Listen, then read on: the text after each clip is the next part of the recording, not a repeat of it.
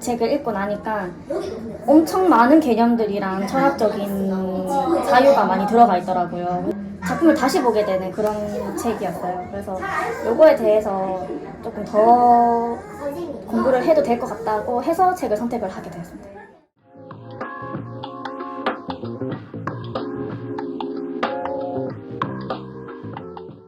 우리가 하면은 무한과 유한은 사실은 철학적이나 과학적 세계에서는 개념이 굉장히 다양하다. 늘 특정 세계에서의 관점에서의 무한과 유한을 대답할 수밖에 없다.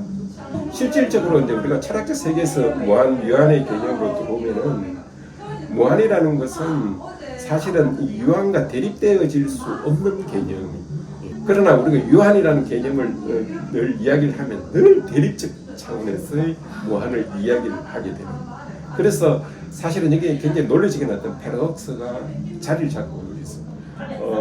특정하게 유한이란 무엇이고 무한이란 무엇인가에 대한 특정 개념을 진술하고 은술하기보다는 오히려 유한과 무한의 관계는 패러독스적인 관계에 빠질 수 있다는 이 패러독스적 성격 자체가 철학적 사유나 과학적 사유 그리고 예술 세계에서 유념하는 것이 오히려 유한과 무한에 대한 개념을 이해를 하는데 훨씬 더 도움이 될 것이다. 예술 세계에서 이완의 세계에서는 이 두 세계가 통합적으로 융화돼서 나타난다. 그게 이완한테서는 무한 공간의 어떤 터짐, 존재와의 어떤 만남, 조우 이런 표현으로 수식되고 그게 작품에서 구현화된다라고 볼 수가 있습니다.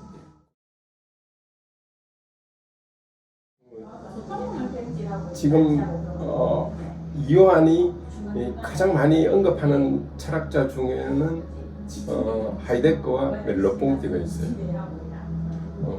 근데 실질적으로 이완의 세계에서 이 두 철학자가 나타나는 어떤 그 양상은 사실은 상당히 통합적으로 나타난다고 볼 수 있어요. 멜로뽕티는 인간 인식을 더 심화시켜서 신체까지로 나아가는 것이고 하이데거는 이 근대성의 에고를 완전히 넘어서서 인간의 어떤 존재 방식을 인식론적 차원에서 보는 게 아니라 존재가 열리고 있는 장으로서 인간을 이해를 하기 때문에 아주 엄밀한 의미에서는 하이데거와 멜로뽕티가 다르다고 볼 수 있어요.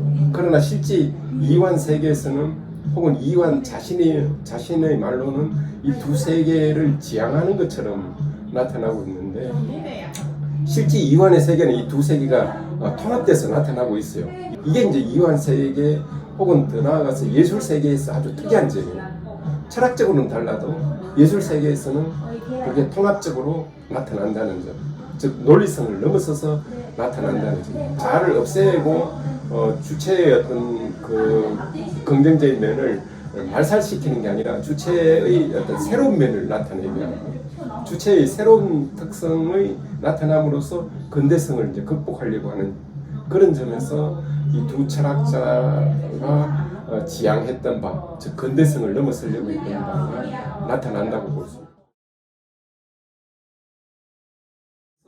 현대 과학은 굉장히 많은 기여를 지금 하고 있고 어떻게 사물을 우리가 이해를 할 수 있는가에 대해서는 예술 세계나 철학 세계가 열린 자세로 계속 과학 세계를 받아들여야 된다는 점.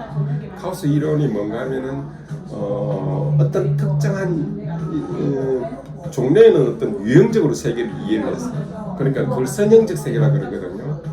선형적 세계는 뭔가 하면은 그러니까는 단위를 그만큼 특정하게 넣으면은 특정한 값이 나오는 거예요. 그럼 선으로 딱 끄면은 어떻게 되는가 하면 우로 이렇게 싹 올라가는 거예요. 근데 선형적 사유가 근대 세계를 대표하는 거예요. 근대 과학이.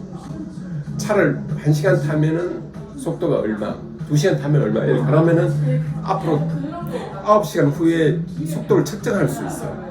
근데 현대 도로면은 그게 아닌 거야.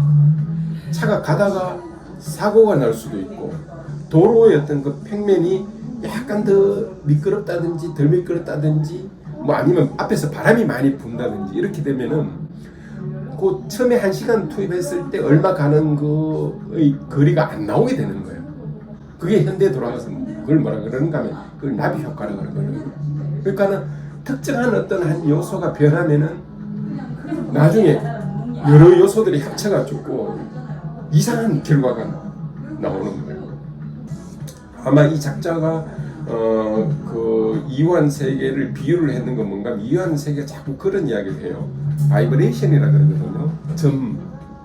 그 한 점이 한 효과가 시간이 지나면서 축적이 되면서 그것이 다시 어떤 효과를 이웃선에, 이웃점에 또 아니면 이웃 공간에, 공간 전체에 어떤 효과를 내는지는 계속 이 점 하나하나의 어떤 그 요소가 어떻게 진행이 되느냐에 따라 가지고 달려 있는 거다라는 게 이완 세계에 갖고 있는 점이거든요.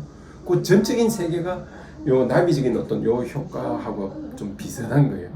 그런 의미에서 이제 현대 세계가 이거를 보정해주고 그런 다음에 확정해주는 그 어떤 사유 방식이다라고 이야기를 하는 건데, 그러나 우리가 여기서 주의해야 될 거는 늘 예술 세계를 특이성을 과학 세계의 어떤 기준점에서 비교를 한다든지 확정하는 것은 한 세계가 갖고 있는 어떤 고유성의 어떤 세계를 위협하게 할 수가 있다.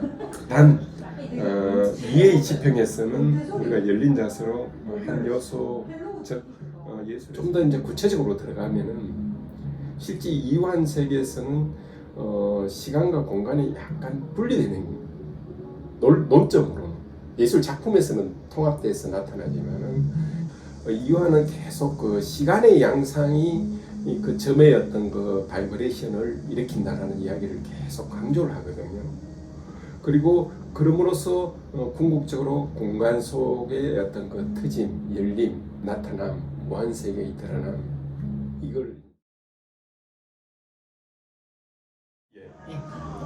이제 예술가한테서 과연 그 철학적 사유의 어떤 전개되는 방식으로 예술 작품을 하는 것은 조금 예술 세계를 오히려 왜곡할 수가 있다. 오히려 예술가들한테는 그런 어떤 사유를 넘어설 수 있는 어떤 영역이다. 저는 이완 세계에서 보고 있는데, 만약 논리적 철학적 사유를 계속 따라간다면은 이완 세계는 하이데거의 초기 사유에 머물러 있고, 그런 다음에 그 초기 사유에 머물러 있을 때는 오히려 멜르퐁띠와 하이데거를 같이 언급할 때 상당히 정합성을 갖는다. 그러나 이완의 어떤 순수한 예술적 세계에서는 오히려 그 두 개를 퀀텀하게, 말하자면은 논리적으로는 정합성을 안 갖더라도 그 두 세계를 자기 세계에서 합쳐서 이해를 하고 수용을 하고 그 작품 속에 펼쳤다는 것이 저는 철학적 사유의 전개와는 다른 예술 사유의 어떤 세계에서 가능하다라고 보고, 이완의 세계에서 그게 나타났다. 그렇게 저는 이완 세계를 평가하고 싶어요. 그래서